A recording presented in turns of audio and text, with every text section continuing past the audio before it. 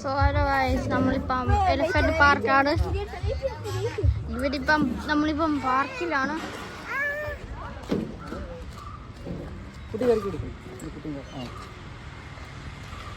Hello D.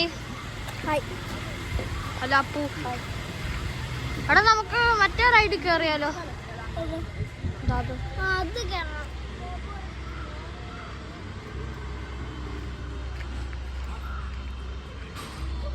ഞാനും കയറി നോക്കാം.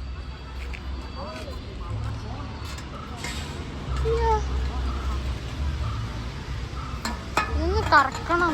ഇത് കറക്കാൻ പോലും പറ്റും. എടാ വാടാ, ഒന്ന് ഇരിക്കടാ.